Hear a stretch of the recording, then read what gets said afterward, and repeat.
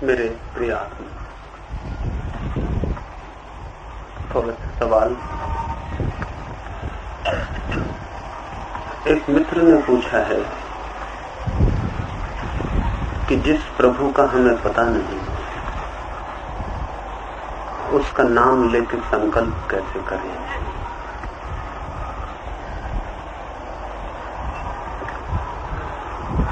प्रभु का तो पता नहीं, लेकिन सच्ची प्रभु का पता नहीं, क्योंकि जब भी हम प्रभु से कोई प्रतिमा, कोई राम, कोई कृष्ण, कोई बुद्ध का ख्याल ले लेते हैं, तभी कठिनाई हो जाती है। मेरे लिए प्रभु का अर्थ समग्र अस्तित्व है, टोटल एग्जिस्टेंस है। ये हवाएं बहती हैं, इनका पता नहीं, ये आकाश है, इसका पता नहीं है, ये जमीन है, इसका पता नहीं है, आप है, इसका पता नहीं है, होने का पता नहीं। ये जो होने की समग्रता है, ये जो बड़ा सागर है अस्तित्व का, इस पूरे सागर का नाम परमात्मा है। तो जब आप परमात्मा का नाम ले रहे हैं तो किसी परमात्मा का नाम नहीं ले रहे हैं, हिंदुओं के या मुसलमानों के या ईसाइयों के। आप इस समग्र अस्तित्व को साक्षी रख के संकल्प कर रहे हैं। उन मित्र ने यह भी पूछा है कि बिना साक्षी रखे भी संकल्प हो सकता है। करें, अगर हो सकता होता तो हो गया होता।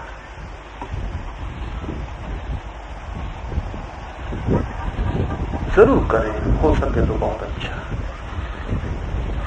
लेकिन ना हो सके तो फिर ना हो सके तो साक्षी रख के भी करके देख लें। हो जाए तो बहुत अच्छा है,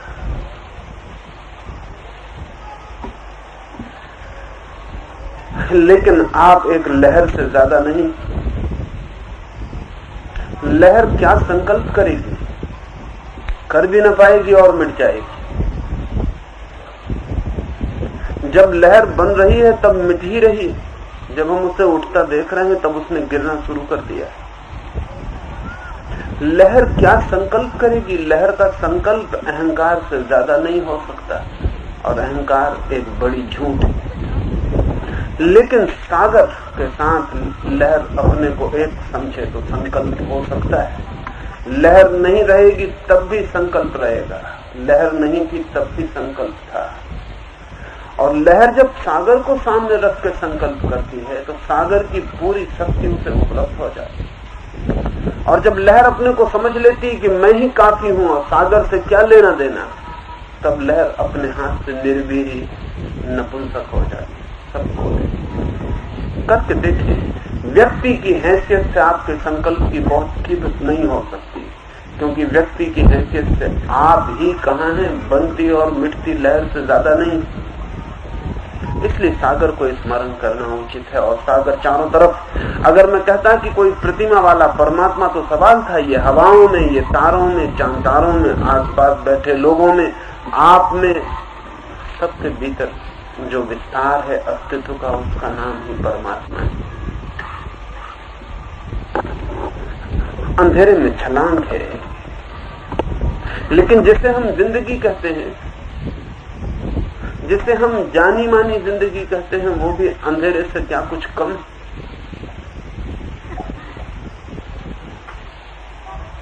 अज्ञात अननोन में उतरना है। अगर परमात्मा ज्ञात ही हो तो फिर जानने को और क्या शेष रह जाता है। नहीं है ज्ञात, टटोलते हैं, खोजते हैं, पुकारते हैं। एक बात पक्की ज्ञात है, सरोवर का तो कोई पता नहीं है, लेकिन प्यास का पता है। प्यास है, मरुस्थल तो भी प्यास है, और प्यास कहती है कि बुझने का भी कोई उपाय होगा।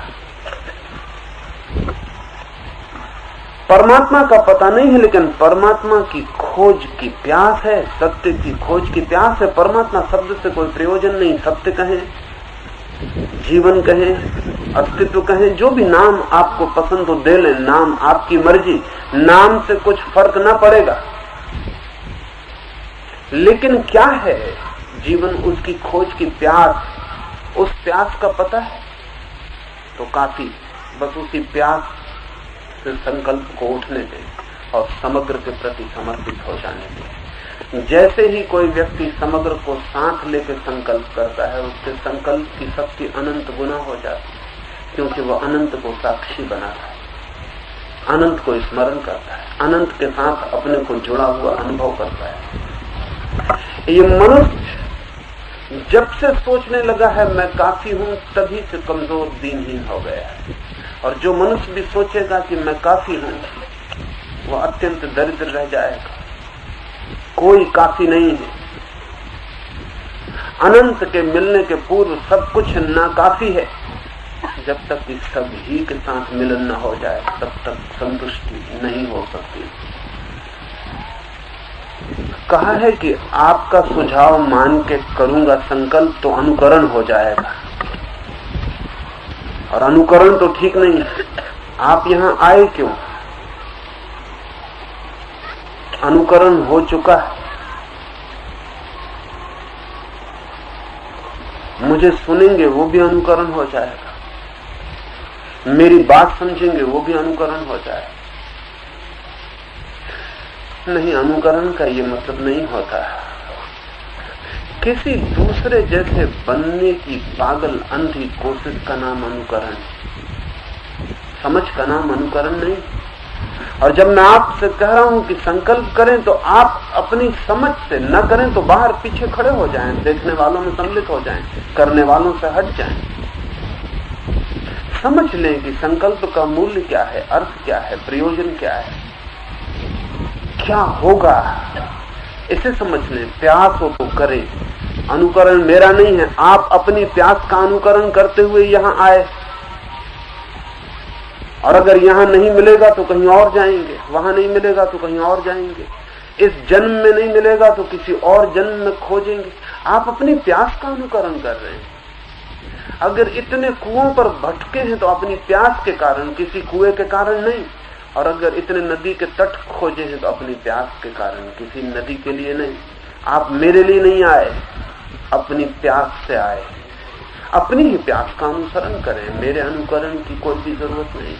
और जब मैं सुझाव दे रहा हूं तो मैं सुझाव आप एक प्रयोग करने में समर्थ हो जाएं, इसलिए दे रहा हूं।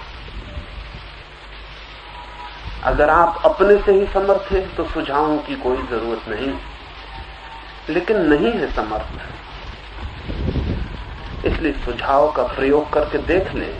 फिर तो कल से सुबह से आप बिल्कुल मुक्त होंगे। मैं सुझाव देने को वहां नहीं रहूंगा, फिर आप करना। अभी ये सोच के मत रुक जाना कि कहीं अनुकरण ना हो जाए, नहीं तो कल फिर ये परेशानी होगी कि अब अनुकरण कैसे करें। अभी ताकत लगा लें, एक प्रयोग करके देख लें। जब मैं कहता हूं तो जो भी मैं कह रहा हूं वो कोई कागज में लिखी हुई बात नहीं कह रहा हूं। जो भी मैं कह रहा हूं वो जो मैं देखता हूं वो कह रहा हूं। हमारे पास एक शब्द है श्रद्धा। जिस दिन से श्रद्धा का अर्थ विश्वास हो गया, उस दिन से श्रद्धा का शब्द व्यर्थ हो गया। जिस दिन से हम श्रद्धा का अर्थ बिलीफ करने लगे, उस दिन से बड़ी भूल हो गई। श्रद्धा का मतलब विश्वास और बिलीफ नहीं। श्रद्धा का मतलब है ट्रस्ट, भरोसा। जब मैं कहता हूं कि मैं आंख की देखी हुई बात कह रहा हूं, तो थोड़ा सा भरोसा करें, 2 कदम मेरे साथ चल के भी देख लें। हाँ, अगर मैं ये कहूं कि आप जहां बैठे हैं वहीं बैठे रहें, बाहर सूरज है लेकिन यहीं बैठे हुए विश्वास कर लें, तो विश्वास बिलीफ बन जाएगी। मैं आपसे कह रहा हूं कि बाहर सूरज मैंने देखा है, आप मेरे साथ चलें और देख लें। अगर सूरज मिले तो ठीक, न मिले तो कहना झूठ थे। लेकिन आप कहते हैं नहीं, हम आपकी बात का सुझाव मान के बाहर नहीं जा सकते, और भीतर तो आप हैं नहीं, वहां सूरज नहीं दिखाई पड़ रहा है, बाहर जाना पड़ेगा।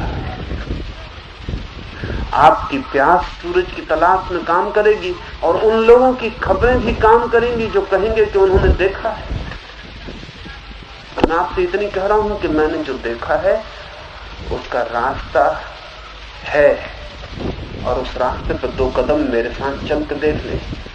अगर मैं कहूं कि आंख बंद करके मेरी बात मान लें तो गलत है।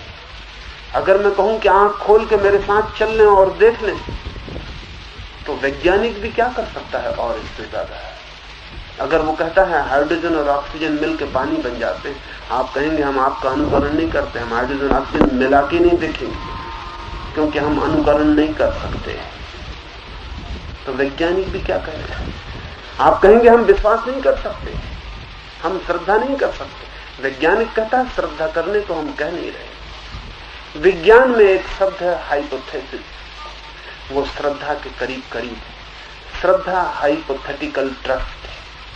वैज्ञानिक कहता है हाइपोथेटिकली मान लें कि हाइड्रोजन और ऑक्सीजन मिलकर पानी बनते हैं, मैंने बना के देखे, आप भी आ जाएं प्रयोगशाला में, मिला के देख लें, बन जाए पानी तो मान लेना, न बने तो चले जाना, कहना कि गलत की बात। मैं भी सिर्फ एक वैज्ञानिक हाइपोथेटिकल ट्रस्ट के लिए आपसे कहता हूं, उससे ज्यादा नहीं। लेकिन हमारे अहंकार को 2 कदम भी किसी के साथ चलने में कष्ट होता है। वो कष्ट इमिटेशन का नहीं है, क्योंकि कपड़े आप दूसरों के पहन के देख के पहने हुए हैं, आपने अपने कपड़े ईजाद किए। बटन आपने कहां लगाई हुई है, वहीं जहां दूसरे लगाए हुए। पैंट आपने कैसा पहना हुआ है, वैसे जैसा दूसरे पहने हुए। पढ़ाई लिखाई आपने क्या की है, वही जो दूसरों ने की है। घर कैसा बनाया है, वही जो दूसरों ने बनाया है। फिल्म कौन सी देखते हैं, वही जो दूसरे देखते हैं। किताब कौन सी पढ़ते हैं, वही जो दूसरे पढ़ते हैं। आप कर क्या रहे हैं? पूरी जिंदगी इमिटेशन। सिर्फ परमात्मा के मामले में इमिटेशन बाधा बन जाता है। पूरी जिंदगी वही कर रहे हैं जो दूसरे कर रहे हैं। कौन सा काम है जो आप कर रहे हैं यूनिक, इंडिविजुअल? ऐसा कौन सा काम है जिसमें आप हैं? कुछ भी नहीं। लेकिन परमात्मा की बात उठती तो सवाल उठता है इमिटेशन? नहीं, वो हम न करेंगे। मत करें, मैं नहीं कहता कि करें, इतना ही कहता हूं सोच समझ लें कि आप क्या कह रहे हैं और इसका क्या परिणाम हो सकता है। अनुकरण है भी नहीं, भरोसा है। मेरी आंखों में देखें, थोड़ा सा ख्याल करें जो मैं कह रहा हूं, 2 कदम चल के मेरे साथ देख लें। न हो तो कह देना गलत कहा था, हो तो मैं आपसे ये भी न कहूंगा कि मुझे धन्यवाद दे जाएं, उसकी भी कोई जरूरत नहीं। लेकिन 2 कदम चल के देख लें। एक दूसरे मित्र ने पूछा है कि कल से तो आपकी फिजिकल प्रेजेंस, शारीरिक मौजूदगी नहीं होगी, तो हम क्या करेंगे? ना मेरे ऊपर निर्भर नहीं हो जाना है। 4 दिन तो हमने एक प्रयोग किया। अगर आपको प्रयोग समझ में पड़ गया है तो मेरे बिना भी आप कर सकेंगे, और अगर समझ में नहीं पड़ा है तो मेरे साथ भी आप नहीं कर सकेंगे। मैं बिल्कुल ही बेमानी हूं, मेरे ऊपर निर्भर नहीं हो जाना है। कल से आप सुबह अपना प्रयोग शुरू करें। अगर यहां हो गया है तो वहां भी हो जाएगा। जरा भी इसकी चिंता न लें। आपने किया है। मेरी मौजूदगी ज्यादा से ज्यादा आपके लिए एक चुनौती थी, ज्यादा से ज्यादा एक पुकार, एक आवाहन, ज्यादा से ज्यादा एक धक्का। लेकिन अगर आपने जरा सा भी अनुभव किया है तो वो अनुभव आपकी संपत्ति हो गई। आप उसे कल से फिर खोज पाएंगे। वो अनुभव रोज बढ़ता चला जाएगा। उसमें मेरे ऊपर निर्भर होने की कोई भी जरूरत नहीं।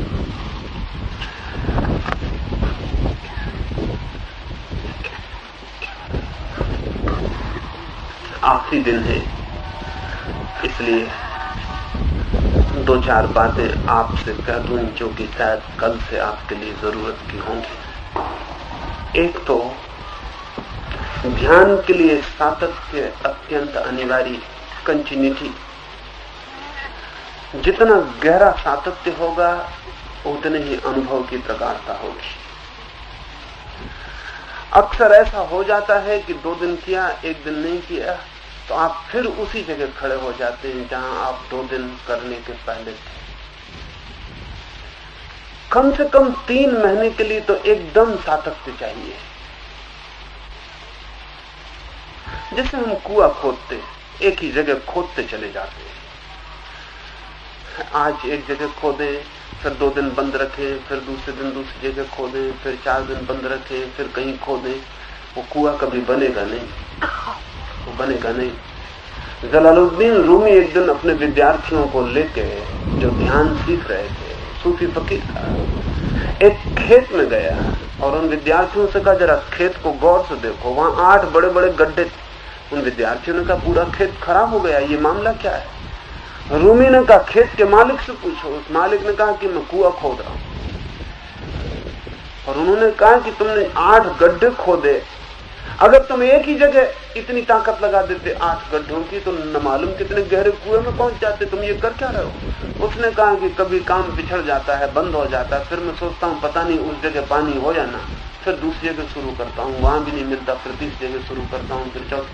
8 गड्ढे तो खोद चुका, लेकिन कुआं अब तक नहीं खोदा है। रूमी ने कहा कि देखो, तुम भी अपने ध्यान में कुआं खोदते वक्त ख्याल रखना, ये किसान बड़ा कीमती, तुम भी ऐसी भूल मत कर लेना। इसने ज्यादा नुकसान नहीं उठाया, केवल खेत खराब हुआ। तुम ज्यादा नुकसान उठा सकते हो, पूरा जीवन खराब हो सकता है। अक्सर ऐसा होता है, अक्सर ऐसा होता है। आप में से कई ने न मालूम कितनी बार ध्यान शुरू किया होगा, फिर छोड़ दिया, फिर शुरू करेंगे, फिर छोड़ देंगे। नहीं, कम से कम 3 महीना बिल्कुल सतत। और 3 महीना क्यों कहता हूं? क्या इसलिए कि 3 महीने में सब कुछ हो जाएगा? जरूरी नहीं, लेकिन एक बात पक्की कि 3 महीने में इतना रस जरूर आ जाएगा कि फिर एक भी दिन बंद करना असंभव। 3 महीने में हो भी सकती है घटना, नहीं होगी ऐसा भी नहीं कहता हूं। 3 दिन में भी हो सकती, 3 घंटों में भी, 3 क्षण में भी हो सकती। आप पर निर्भर करता है कि कितनी प्रगाढ़ता से आपने छलांग मारी। लेकिन 3 महीना इसलिए कहता हूं कि मनुष्य के मन की कोई भी गहरी पकड़ बनने के लिए 3 महीना जरूरी सीमा है। आपको शायद पता ना हो, अगर आप नए घर में रहने जाएं तो कम से कम 3 सप्ताह लगते हैं आपको इस बात को भूलने में कि वो नया घर। वैज्ञानिक बहुत प्रयोग किए, तब वे कहते हैं कि 21 दिन कम से कम लग जाते हैं पुरानी चीज बनाने में, नई चीज को। नए मकान में आप सोते हैं पहले दिन तो नींद ठीक से नहीं आती। वैज्ञानिक कहते हैं कि नींद की नॉर्मल स्थिति लौटने में कम से कम 21 दिन, 3 सप्ताह लग जाते हैं।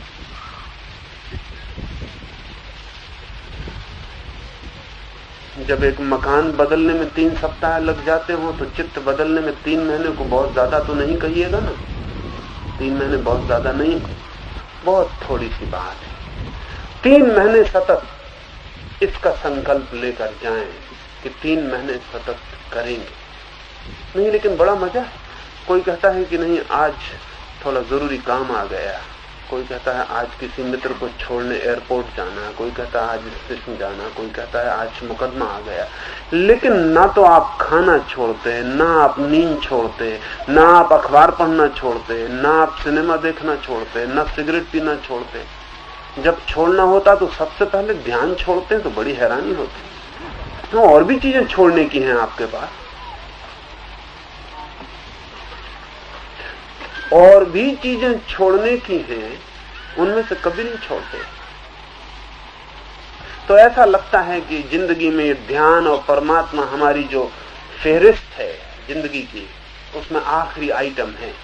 जब भी जरूरत पड़ती पहले इस बेकार को अलग कर देते हैं, बाकी सबको जारी रहने देते हैं। नहीं, ध्यान केवल उन्हीं का सफल होगा जिनकी जिंदगी की फेहरिस्त पर ध्यान नंबर 1 बन जाता है, अन्यथा सफल नहीं हो सकता। सब छोड़ दें, ध्यान मत छोड़ो। एक दिन खाना ना खाएं, चलेगा, थोड़ा लाभ ही होगा, नुकसान नहीं होगा।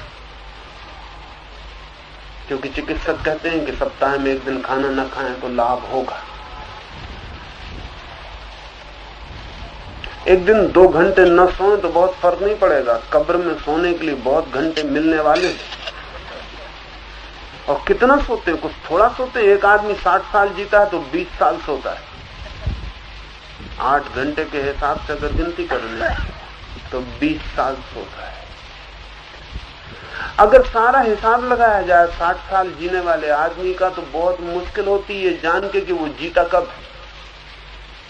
20 साल सोने में गमाता है, कुछ साल खाने में गमाता है, कुछ साल सिगरेट पीने में, सिनेमा देखने में, अखबार पढ़ने में गमाता है, कुछ साल मौसम अच्छा है कि नहीं है अच्छा है इसकी बकवास में गमाता है, न मालूम क्या क्या करने में गमा देता है। और आखिर में हाथ में पूंजी क्या होती? मरते वक्त हाथ बिल्कुल खाली होते, बच्चे के हाथ से भी ज्यादा खाली होते। कभी ख्याल किया कि बच्चे मुट्ठी बांधे पैदा होते हैं और बूढ़े मुट्ठी खोल के मरते? बच्चे पोटेंशियली मुट्ठी बांध के आते हैं, अभी बड़ी आशाएं, अभी मुट्ठी बंधी। बूढ़ों की सब आशाएं भी खत्म हो जाती, सब चुक गया, हाथ खुल जाता है। सातत्य, एक बात आपसे कहना चाहूंगा, उसका संकल्प लेकर जाएं कि 3 महीने सतत। दूसरी बात ध्यान में रखना है, अनूठे अनूठे अनुभव होंगे ऐसे जो आपने कभी नहीं जाने, तो घबरा मत जाना। कभी कभी तो नया सुख भी घबरा देता है।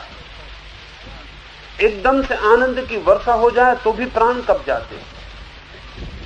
नए को पकड़ पाने में वक्त लग जाता है, नए को समझ पाने में समय लगता है, और नया रूट्स ले ले, हमारे भीतर जड़ें फैला ले, इसमें भी बहुत देर लगती है। तो कभी अचानक इतना एक्सटेटिक हो जाएगा, इतना हर्षोन्माद हो जाएगा, इतनी खुशी भर जाएगी कि पैर जमीन पे ना पड़ेंगे, तो घबरा मत जाना। अनूठे अनुभव में क्या क्या हो सकता है, उनकी थोड़ी सी बात आपसे कह दूं तो आपके ख्याल में रह जाएगी। कभी इतने प्रकाश का अनुभव हो सकता है कि ऐसा लगे कि आंखें अंधी तो ना हो जाएंगी, तो घबरा मत जाना। कभी इतना प्रकाश का अनुभव हो सकता है ध्यान में कि 1-2 दिन की नींद खो जाए, तो घबरा मत जाना। तो कोई चिंता लेने की बात नहीं। कभी किसी क्षण में ऐसा लगता है कि श्वास बंद हो गई है, तो घबरा मत जाना। असल में जब मन बिल्कुल शांत होता है तो श्वास इतनी करीब करीब धीमी हो जाती है कि बंद मालूम पड़ती, बंद होती नहीं, लेकिन ऐसा मालूम पड़ता है बंद हो गई, तो घबरा मत जाना। ऐसा होता है और कोई खतरा नहीं। कभी कभी तो ऐसा भी लग सकता है कि कोई ऐसी घड़ी आ रही है ध्यान के भीतर कि कहीं मैं मर तो ना जाऊंगा, तो घबरा के उठ मत आना। वो घड़ी बड़ी कीमती है, उसे चूक मत जाना। उस घड़ी के बाद ही ध्यान समाधि बनता है। जब ध्यान में कभी भीतर ऐसा लगता है कि अब मैं मरा मरा मरा, ऐसा डूब रहा हूं, सिंकिंग का अनुभव होता है कि जैसे डूब रहा हूं और भीतर कहीं खो न जाऊं, किसी एबिस में, किसी खड्ड में, किसी खाई में, कोई अंतहीन विस्तार में कहीं गिर न जाऊं, तो घबरा के लौट मत आना। वो क्षण बड़ा कीमती है, उसी की हम मेहनत कर रहे हैं। राजी हो जाना, परमात्मा से कहना तेरी मर्जी, डुबा दे, मिटा दे। और जैसे ही राजी होंगे वैसे ही पहली दफे पता चलेगा कि ध्यान समाधि बन गया और आप मृत्यु के बाहर हो गए।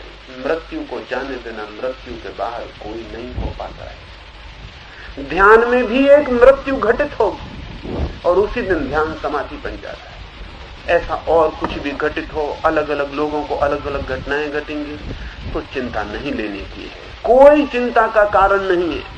ध्यान से कभी किसी का कोई अहित, कोई अमंगल नहीं हुआ, और ध्यान के बाहर किसी का कभी कोई हित और मंगल नहीं हुआ है, ये भी ध्यान रखना। अब हम आखिरी दिन है, पूरी शक्ति ध्यान में लगानी है। कुछ मित्र नए होंगे तो मैं 2 मिनट उनको सूचना दे दूं।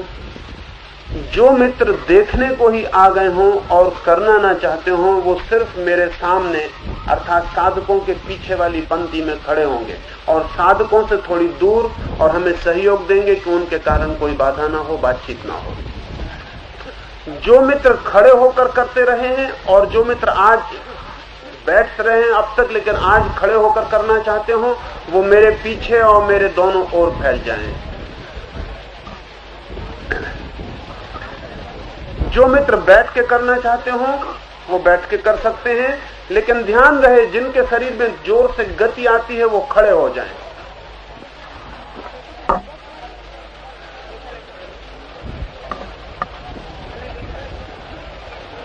बातचीत ना करें, चुपचाप जिनको देखना है वो मेरे सामने की पंक्ति में चले जाएं। वो जगह देखने वालों के लिए छोड़ दिए।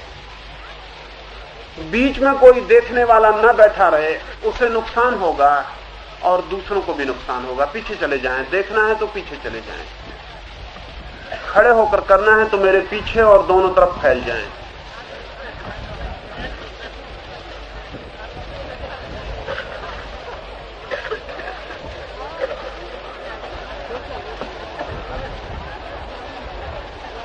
देर न करें और समय जाया न करें। दोनों तरफ कोई देखने वाला खड़ा ना हो और देखने वाले मित्र अपनी जगह पर ही खड़े रहें या बैठे रहें, लेकिन इधर उधर न घूमें और करने वालों को किसी तरह की बाधा न पहुंचाएं। मजे से देखें लेकिन चुपचाप देखते रहें, बातचीत भी ना करें। जो लोग बैठे हैं उनको मैं कह दूं कि उन्हें बैठे नहीं रह जाना है, प्रयोग पूरा करना है। सुबह के प्रयोग का स्मरण कर लें और सुबह शरीर में जो जो हुआ था वो होना चाहे तो उसे होने दें। चिल्लाना, रोना, डोलना, कपना, शरीर में जो भी हो बैठ के भी होने दें। बैठ के भी ये चिंता ना करें कि उसे रोकना है, रोके मत। और आज आखिरी दिन है, जो थोड़े से 10-15% मित्र खाली रह गए, मैं नहीं चाहूंगा कि वो भी खाली जाएं, वो भी अनुभव की एक किरण लेके ही जाएं। इसलिए आज पूरी शक्ति लगा देनी। 2-3 बातें और। 40 मिनट का प्रयोग है। मेरी ओर टकटकी लगा के देखना है, आंख झपकनी ही नहीं, पलक को बिल्कुल ही खुला रखना है और शरीर को जो कुछ होने लगे होने देना है। जब आपके भीतर की शक्ति जागने लगेगी तो मैं हाथ से इशारा करूंगा, बोलूंगा नहीं, तब आप अपनी शक्ति को पूरा बल दे दें और पूरी तरह शक्ति को काम करने दें। जब मुझे लगेगा कि ऊपर से परमात्मा की शक्ति भी आप में उतर सकती है तो मैं ऊपर से नीचे की तरफ हाथ करूंगा। तब आपसे अगर चीख, चिल्लाना, गिरना, नाचना जोर से होने लगे तो उसे रोकना नहीं, उसे पूरी तरह होने देना है। परमात्मा के हाथ में अपने को पूरी तरह छोड़ देना है। अब 2 मिनट के लिए आंख बंद करके हाथ जोड़ के संकल्प कर लें, फिर हम प्रयोग में प्रवेश करेंगे। आंख बंद कर लें, हाथ जोड़ लें।